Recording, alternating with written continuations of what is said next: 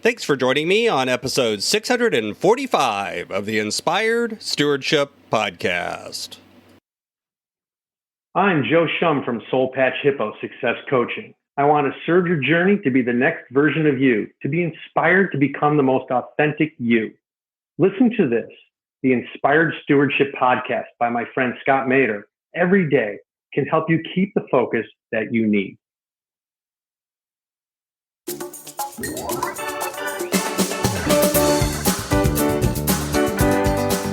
Because we tend to limit our own beliefs around ourselves and the value that we have, the ability that we have to use our knowledge to create value into the world. That tends to be a very common limiting belief. So I challenge you to think about, how can you create value for others? How can you use the knowledge and the skills that you have to do that? Welcome and thank you for joining us on the Inspired Stewardship Podcast. If you truly desire to become the person who God wants you to be, then you must learn to use your time, your talent, and your treasures for your true calling. In the Inspired Stewardship Podcast, you will learn to invest in yourself, invest in others, and develop your influence so that you can impact the world.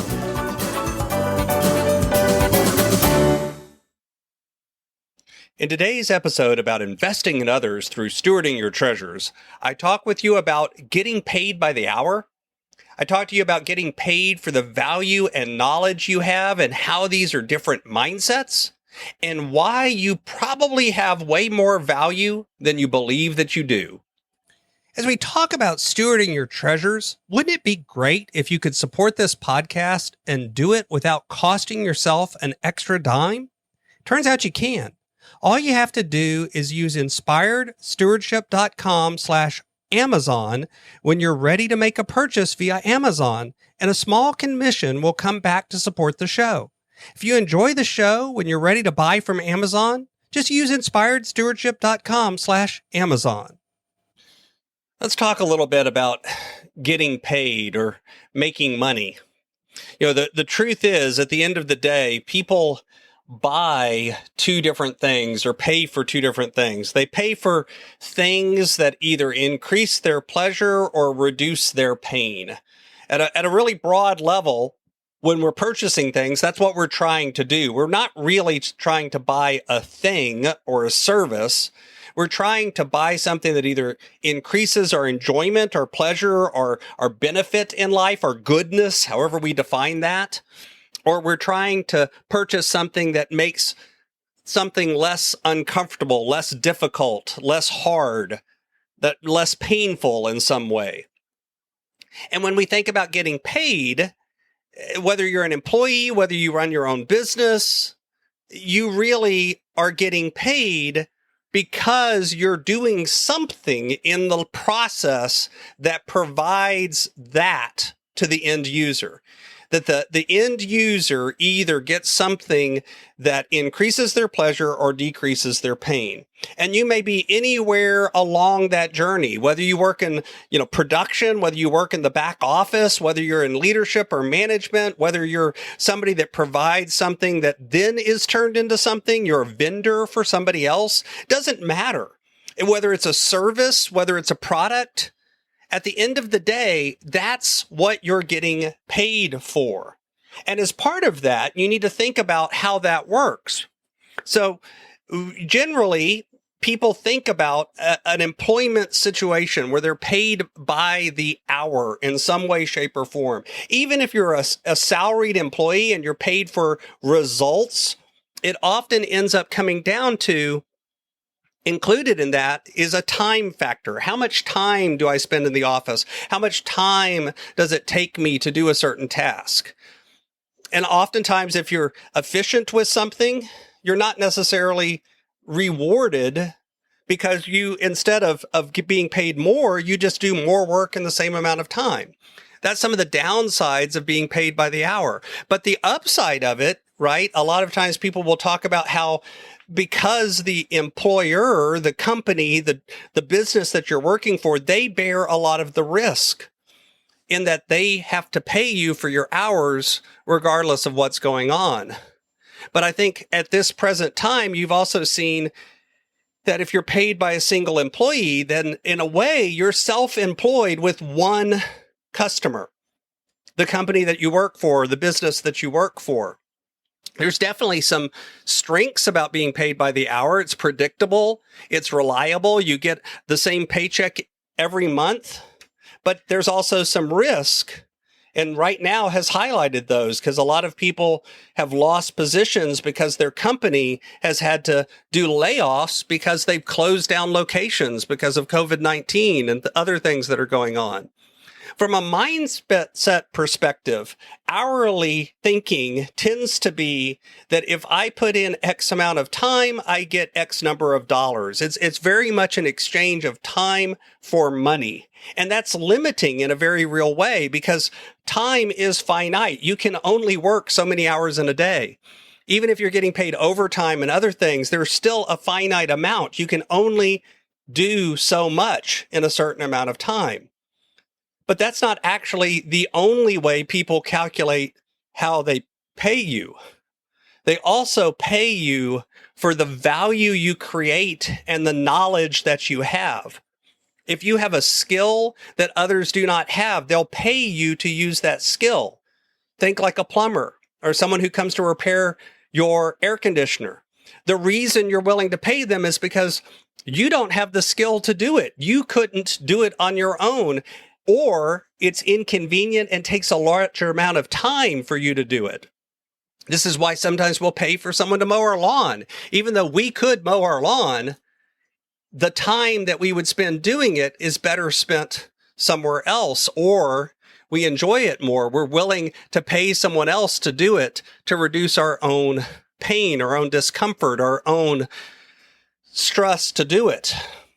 See, if you're paying someone for the value they create or the knowledge that they have, it's no longer just an exchange of time. I don't really care if it takes them 10 minutes to do it or 10 hours to do it. I just care that it gets done and that it's done correctly. You know, there's a story, and it's probably made up. It probably didn't really happen, but the idea was that Picasso was sitting in a cafe drinking coffee, and a woman sees him and comes over and says, Picasso, would you mind? Could you do a quick sketch for me? And Picasso grabs a napkin and a pen and sketches onto the napkin very quickly. And it takes him all of about 10 or 12 seconds to produce a sketch. And he goes to hand it to the woman. And before she can take it, he says, that will be $10,000, whatever the French equivalent was at that time. I'm not sure what they used as the unit of money at the time of Picasso, but whatever it is, he asked for an exorbitant amount of money. And the woman says, but wait, that took you 10 seconds to draw. And Picasso looks at her and says, yes, but it took me 10 years to learn how to do it. You're not paying me for the 10 seconds. You're paying me for the 10 years. The idea is when you've developed a skill or an ability, or when you've developed knowledge that others do not have, all of a sudden your value increases because the value and knowledge that you have is what they're paying for, not the time.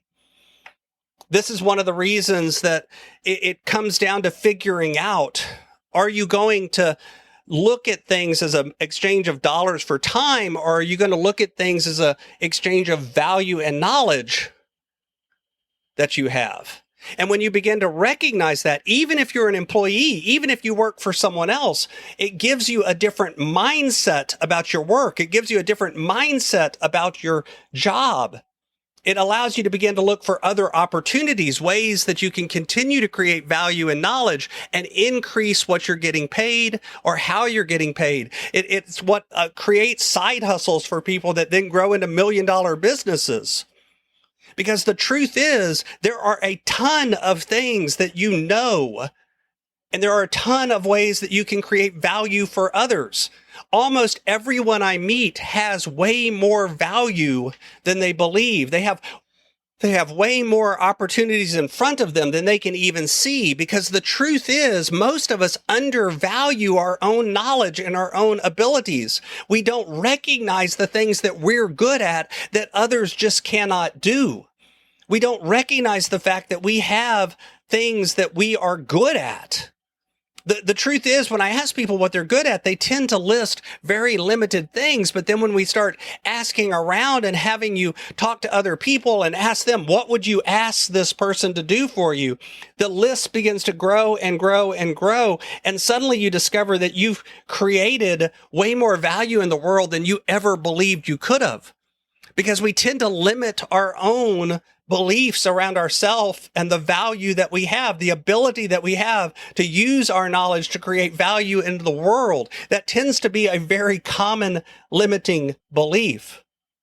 So I challenge you to think about, how can you create value for others? How can you use the knowledge and the skills that you have to do that? What are you called to do to serve others? And then how are you going to live that out? Thanks for listening.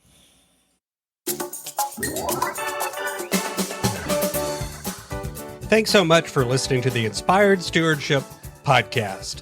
As a subscriber and listener, we challenge you to not just sit back and passively listen, but act on what you've heard and find a way to live your calling. If you like this episode on the stewardship of treasures, you can sign up for our treasures tips by going to inspiredstewardship.com/treasures or text in the US 44222 treasures tips. And we'll send you 5 weeks of our best tips on stewarding your treasures. Until next time, invest your time, your talent, and your treasures. Develop your influence and impact the world.